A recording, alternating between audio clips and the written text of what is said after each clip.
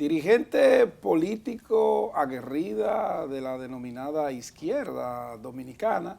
Ella es María Teresa Cabrera, quien fue candidata presidencial por esa organización en el certamen pasado. Con ella hablaremos de política, de reforma fiscal y otras cosas más. Buenas noches, María Teresa, bienvenida. Muy buenas noches, un placer inmenso. El placer es nuestro siempre. Estar en este contacto directo. Así será. Gracias por estar aquí, por dedicarnos un poquito de tu tiempo. María Teresa, hay una discusión en estos momentos y creo que tú eres protagonista en esa discusión y tiene que ver con el tema educativo. Precisamente la unificación del Ministerio de Educación Superior y el Ministerio de Educación. ¿Es probable esto? ¿Va a funcionar? La mayoría de las ministras y exministros no están de acuerdo porque uno dirige la estrategia de la educación superior y otra la educación media, educación básica. Quisiera la opinión de María Teresa. Bueno, qué bueno hablar de este tema. Siempre es interesante hablar de educación porque a final de cuentas en la educación se sintetizan como las aspiraciones de una sociedad. Sin duda. Entonces, esta propuesta que ha sido anunciada, la verdad es que no se percibe una fundamentación para esta decisión más allá del tema financiero. Entonces, lo único que está absolutamente claro es que la propuesta se resume en quitarle el 4% a la educación preuniversitaria. Una conquista que es del pueblo dominicano, porque ustedes recuerdan todas aquellas sombrillas amarillas, movilizaciones, y antes de las sombrillas amarillas, todo el proceso que llevó a cabo la ADP, con la recolección del 1.000.000 de firmas, de los ciudadanos y ciudadanas que apoyaban esta demanda, y luego el movimiento amarillo, que le dio continuidad y durante 2 años se mantuvo hasta que en el 2013 se comenzó a aplicar. ¿Por qué es esto? Bueno, porque el 4%, tal como está establecido en el marco legal, debe estar destinado a la educación preuniversitaria. Lo que se está planteando ahora con la fusión, lo único que está claro es que el 4% sería para la función educativa. En general. Que incluye la educación preuniversitaria, es decir, el nivel inicial, primaria, secundaria, y también la educación superior. Que en este momento no es así, porque la educación, el Ministerio de Educación Superior, Ciencia y Tecnología, tiene su propia ley y tiene su presupuesto que manda esa ley. Entonces, lo que se argumenta de parte de los voceros del gobierno que están presentando estas propuestas de reforma es el tema de los recursos. Y yo digo, pero es muy terrible que esto se esté planteando porque todavía tenemos niños y niñas de 5 años de edad. Y digo este segmento de la población porque la propia ley desde el año 1997 establece que es obligatorio que todos los niños y niñas con 5 años de edad estén en el último grado del nivel inicial, es decir, deben estar en la escuela. Claro. De esa población hay una proporción más o menos de un 20% que todavía no está en la escuela. Pero en el pacto educativo que se firmó en el 2014, que se extiende hasta el 2030, se establece el compromiso de incluir en el sistema formal a los niños y niñas de 3 y 4 años de edad. Esto es un tema importante. ¿Por qué? Porque ustedes saben que el sistema educativo dominicano, una de sus características es que reproduce la desigualdad social. Exacto, Sí. eso es correcto. Y esa desigualdad social se genera precisamente en las oportunidades para ingresar unos a temprana edad y otros que tienen que esperar 5 y 6 años. Por lo tanto, ese es un gran compromiso. Claro. Eso no se hace sin recursos. Pero tú tienes una proporción de jóvenes que deberían estar en la educación secundaria que están fuera. Y en el nivel inicial, propiamente dicho, que existe en el sistema, todavía la cobertura no alcanza el 100% de esa población. Por lo tanto, ¿qué es lo que yo quiero decir? Que sigue siendo necesario la inversión en la educación. Lo que tiene que investigarse, porque se argumenta... María Teresa, pero hay muchísimo dinero y hasta sobra al año. Ajá. Pues si no lo saben invertir. Buen tema. Pero porque haya deficiencia en la gestión, no puede castigarse a la población dominicana impidiéndole el ejercicio del derecho a la educación. Pero usted habla de gestión en el Ministerio de Educación, que es un clamor colectivo. A simple vista se ve un fracaso en la administración de don Ángel Hernández al frente del ministerio, y el presidente de la República dice que esos ataques son porque él no tiene un presupuesto publicitario. ¿Qué usted opina de eso? Mira, yo creo que el problema... ¿Usted cree que ese es el problema? En el sistema Eso dijo educativo Luis. hay problemas estructurales. Claro. Que trascienden a un ministro o a otro, porque son problemas estructurales que están ahí, que necesitan ser abordados para poder resolver, avanzar en materia de educación, que es por donde yo creo que debería ir cualquier reforma. Por ejemplo, el tema del clientelismo. Exacto. Usted tiene personas que, digamos que por cada posición hay dos. Lo voy a explicar voy a graficar. Para ilustrar. Por ejemplo, cuando inició el actual gobierno, no en esta gestión, sino en la primera, en el Ministerio de Educación existían directores regionales y distritales que habían participado en aquel concurso. Ustedes recuerdan el concurso, que yo diría que fue como el primer intento de cumplir con un compromiso del pacto educativo que establece que todas las clasificaciones docentes debían entrar por concurso, porque esa es una forma de cerrarle paso al clientelismo, a tú colocar la persona en función de si me gustan, si son incondicionales míos, y no en función de las competencias y de las funciones que tienen que realizar. Entonces, esos regionales y distritales que estaban ahí se quedaron en el sistema, pero no ejercen esa función, porque el ministro nuevo que llegó necesitaba los de su confianza. Entonces, esa gente son de carrera, no se pueden sacar, entonces tú tienes doble. Por cada dirección regional hay 2 personas en la nómina que cobran por esa misma función. Uno trabaja y el Ese otro es un no. problema que hay que resolver. ¿Entiendes? Y cuando a eso se intenta, entonces aparecen los padrinos políticos. Y ese es un tema que deriva, que afecta el sistema educativo y deriva de las características del sistema político. María Teresa, y ahí no entra también la Asociación Dominicana de Profesores en defensa de esos maestros, de esos técnicos que tienen un derecho adquirido y ganado. ¿No entra también porque los intereses de la ADP? A ver, la ADP tiene muchas cosas que revisar, sin ninguna duda. Yo, siendo dirigente, siempre tuve una actitud autocrítica, porque yo creo que el sindicato también tiene que mejorar cosas, sin ninguna duda. El sindicato no existe para defender lo indefendible, pero en el caso de los técnicos no es, incluso no son ni siquiera afiliados a la ADP, así es.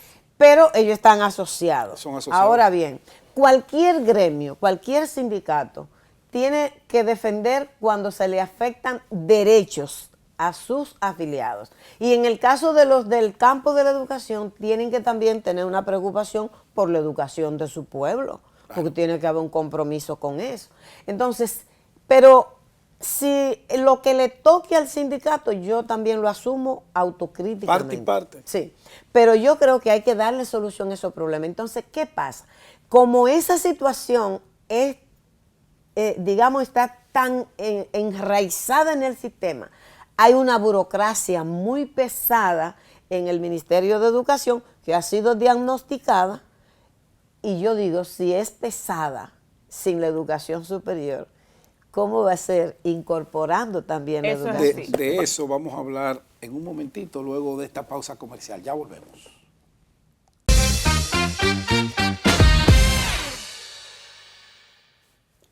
Continuamos en contacto directo con María Teresa Cabrera y nos quedamos en el tema educativo. No es factible entonces esta unificación. La fusión. Pero María Teresa, está el dinero. ¿Qué es lo que pasa que nuestra educación no avanza? ¿Es cierto que los culpables son los maestros? Yo creo que ese es un análisis muy simplista cuando se aborda, se intenta recargar solo a los maestros y las maestras. Yo creo que no hay duda de que un maestro y una maestra bien formado, con vocación, con sentido de responsabilidad, es indispensable, con una ética profesional, es indispensable para hablar de buena educación, pero esa buena educación requiere de muchas otras cosas. Yo digo que es una forma de darle de lado a los problemas estructurales que afectan el sistema educativo. Entonces, ¿qué es, por ejemplo, esta decisión que se está tomando ahora? A mí me parece que yo no le veo fundamento. No porque no pueda existir un Ministerio de Educación para la función educativa completa. Hay experiencias donde eso existe, pero esa no es la realidad dominicana. En la República Dominicana, el Ministerio de Educación Superior tiene como la función normativa, incluso de la formación docente, de los docentes que trabajan en el nivel preuniversitario. Es el Ministerio de Educación Superior quien define el marco normativo, esas políticas.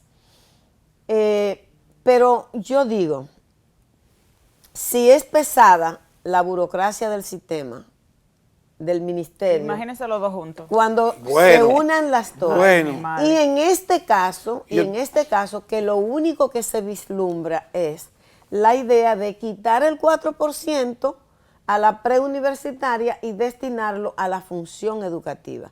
Eso es todo, porque no hay otra argumentación. No hay sinceridad ni... Entonces yo creo que habrían que producirse reformas que tiendan a hacer más ligera la burocracia, que repiensen la estructura organizativa del Ministerio de Educación y piensen la puesta en escena de esa unificación. A ustedes le consultaron, María Teresa, a los especialistas del país en materia educativa, a la Asociación Dominicana de Profesores, que aunque usted no esté tan activa, pero tiene sus amigos allí. Lo que me han comunicado los compañeros y compañeras que son dirigentes actuales del ADP es que no. Que no. No. O sea, el gobierno improvisó su reforma. Pero él ni siquiera consultó a sus a lo legisladores seguro a las ¿cuáles legisladores? a mira, sus legisladores para disminuir los diputados. Él no le consultó a nadie, nada. No, mira, seguramente las entidades que intervienen en el campo de la educación y que representan el gran empresariado. Educa, seguramente sí. Ay, y sí. seguramente Inicia, que representa a los Vicini. Pero puede hablando de reformas, Qué por barbaridad. ejemplo, en los 4 años el presidente aumentó en más de 100.000 millones la nómina. En las pensiones solidarias, más de 60.000 millones. Y también en publicidad, alrededor de 10.000 millones. Entonces ahora necesitamos una reforma fiscal para buscar 150.000 millones que nos van a sacar a nosotros de los bolsillos. Quiero su impresión. La reforma fiscal que se necesita en la República Dominicana debe estar orientada a hacer justicia fiscal, a cambiar el carácter regresivo que tiene el régimen tributario para hacerlo más justo y que se elimine todo el esquema de privilegio que existe, que el gasto público sea eficientizado y verdaderamente transparentado más allá del discurso, porque el clientelismo se traga mucho dinero en este país, porque nosotros tenemos que procurar como sociedad que el Estado, es decir, que se haga visible en la vida real la supremacía del Estado sobre el gobierno y no al revés, que el gobierno se trague el Estado. Nosotros necesitamos que una reforma fiscal revise todas las exenciones. Exacto. Que benefician al gran empresariado e incluso a transnacionales, que además de que se apropian de la riqueza en áreas como por ejemplo los recursos naturales, también reciben exoneraciones en combustible que son millones y que se le libera del pago de impuestos. Áreas que ya está bueno, que deben ser revisadas. Y también tiene que cambiar la lógica del peso de los impuestos. Ahora mismo es el consumo. Y como es el consumo, pagan más los sectores que menos tienen. Y debe tender a agravar los beneficios y la gran propiedad. Exacto. El patrimonio. Y el lujo. El lujo. Pero aplicarle cargo al lujo. aquí resulta que yo tengo un vehículo para mi trabajo. Claro, un vehículo básico. Y yo pago el mismo impuesto que alguien que tiene un vehículo de alta gama. Así es. Eso no es justo. No, entonces, no tiene sentido. Si se necesita una reforma fiscal, tiene que ser para eso. Claro. No para castigar más a los que menos tienen y mantener la lógica clientelar y el dispendio en el uso de los recursos María públicos. Teresa, eso no es posible. ¿y qué opinión le merece a usted esta visión reformadora con el mismo objetivo de que hay que disminuir el costo del Congreso Nacional, que le vamos a rebajar, primero eran 50 diputados, ahora escuché que 20. Serán 20, que se pusieron de acuerdo? ¿Usted qué opina de eso? Mira, yo creo políticamente hablando, ¿Y la ¿tendrá eso algún unificación de las impacto? elecciones? Yo creo que la propuesta de reforma que ha presentado el presidente de la República, por un lado es insuficiente porque el alcance es muy limitado y por el otro, en términos democráticos, representa un retroceso. Un retroceso. Yo digo, nosotros somos partidarios de que hay que producir reformas que tiendan a democratizar la vida política, económica y social de la República Dominicana. Nosotros sabemos que después de la dictadura y el golpe de Estado al profesor Bosch, y con él la derogación de la Constitución del 63, ese proceso democrático, esa democratización, esa nueva época política que se sintetizaba en esa Constitución del 63 fue mal logrado. Entonces tenemos pendiente, porque nosotros tenemos una riqueza muy concentrada en muy pocas manos. La democracia se tiene que expresar en la dimensión económica también.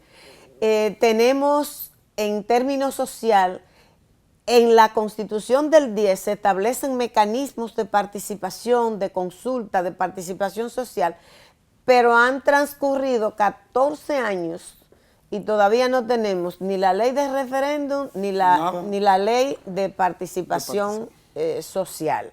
No tenemos mecanismos efectivos de participación social. Entonces, creemos que hace falta una reforma político-institucional integral que tienda a definir un nuevo ordenamiento jurídico y una nueva forma de funcionamiento del Estado y que además cree mecanismos efectivos que garanticen la calidad de la representación política y ciudadana en los poderes públicos. Pero lo que está presentando el presidente de la República no llega Nada a que eso. ver. El presidente habla del candado a la reelección, pero en términos democráticos, si se quiere de verdad avanzar, tendrían que aferrarse a la tesis doctoral del doctor Peña Gómez, que plantea la no reelección consecutiva. ¿Por qué? Porque siempre que un presidente candidato participa en una contienda electoral, los recursos públicos se ponen al servicio de esa candidatura, en detrimento del propio y después viene Estado, una del reforma, pueblo y de los competidores. Y después hay que reformar. Entonces, eso no significa un avance democrático. El tema del Congreso, nosotros somos partidarios, si se quiere de verdad reducir gastos y hacer más eficiente el poder legislativo, somos partidarios de un Congreso unicameral. Eso te da para darle claro que sí, un cambio y hacer más eficiente, más productivo. Naturalmente acompañado de lo anterior, pero la unificación de las elecciones nos oponemos. Creemos que es un retroceso, que va a invisibilizar más el poder municipal, que va a frenar la emergencia de los liderazgos locales, que va a volver al arrastre, y ahora lo vimos solamente con estar tan cerca. El que ganó fue el presidente. Sí, fue Luis, no fueron ninguno de ellos. Gracias, María Teresa. Ay, siempre. Mira tú, el tiempo se hizo muy Cuando poco. las conversaciones son buenas, se va el tiempo rápido. Y ni cuenta nos damos. Pero yo vuelvo. Claro, este programa es suyo, María Teresa. Gracias a María Teresa Cabrera por acompañarnos esta noche. Gracias a ustedes. Nos vemos la próxima semana.